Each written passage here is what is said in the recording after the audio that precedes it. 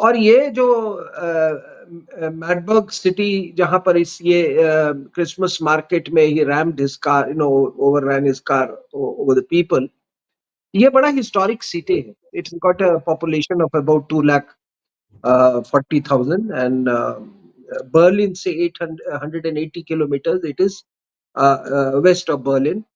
और ये एल्बे रिवर के किनारे बसा हुआ एक बड़ा ऐतिहासिक शहर है.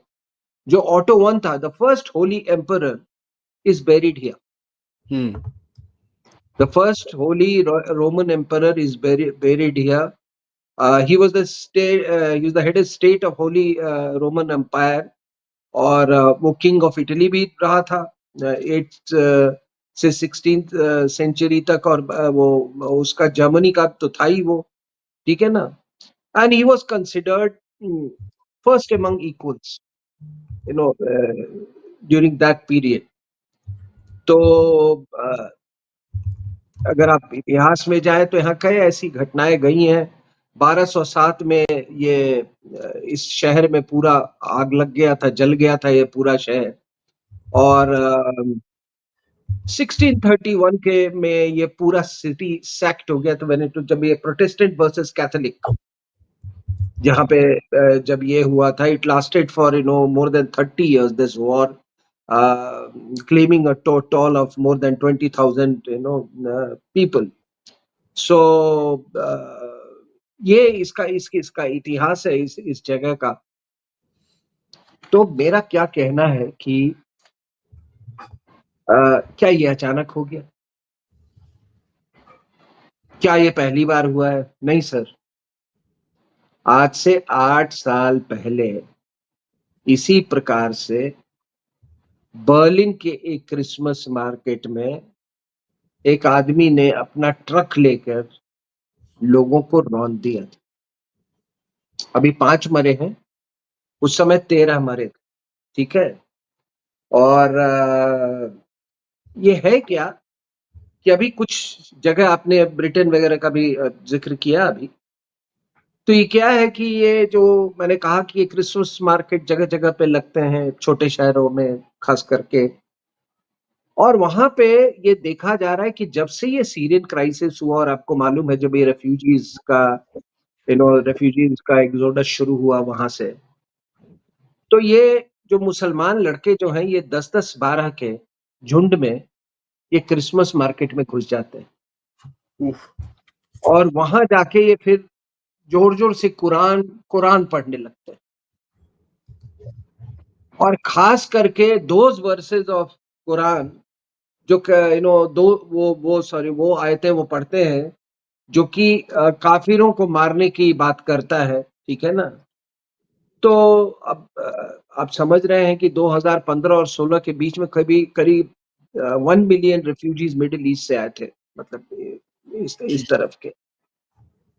अब सबसे बड़ी बात है आदि कि ये इंटीरियर मिनिस्टर, देखिए ये इतना कुछ हो गया. ये इंटीरियर मिनिस्टर जो है नैन्सी पेलोसी वहां पे, वो क्या कह रही है? वो कहती है कि ये जो शख्स जो था, ठीक है ना, तालिब Abdul Mohsin, he says he was Islamophobic. आप देख रहे हैं क्या नैरेटिव इसको दिया जा रहा है. हाँ, इसको तो बड़ा स्पिन करने की कोशिश है सर. मतलब कि ये इस्लाम से प्रेरित नहीं था, ये जिहादी नहीं था, इसमें इस्लाम का दोष नहीं है. चूंकि ये बंदा इस्लामोफोबिक था इसलिए उसने ये किया है. तो आपको इसमें कहीं कहीं आपको मतलब मुझे तो बू आ रही है डीप स्टेट की. जी जी जी. This is what the left has been trying to do in Europe, in France, in Germany. और एक हमारे दर्शक इस बात को नहीं भूले कि the left component of politics in Europe has always been very strong. One, Karl Marx was from Europe, ठीक है. टू, लेनिन जब वो अपने उस पे था, when he was underground, he spent most of his time in Europe. Correct. और उसी के चक्कर में हमारा ये जो विदेशी महिला है, इसका इनके भी पिताजी सार्जेंट थे, आपको मालूम है, मुसोलिनी की आर्मी में, and then he was taken POW and then was indoctrinated in POW camp. Then they were so impressed by his indoctrination that while other prisoners were, released after 4 years, he was released just after 2 years. And then he started an underground movement, Naxals और माओवादी जो जिस तरह के तर्ज पे। तो ये कोई सरप्राइजिंग बात नहीं कि उसकी बेटी भी वो नक्सलाइट है, That's true, माओवादी sir. है। Hmm. ठीक है, तो ये जितने मर्कल, बाइडेन, ये सब लोग आपने देखे होंगे, ये आजकल इस्लामोफोबिया का आ, वो एक नैरेटिव चला रहे।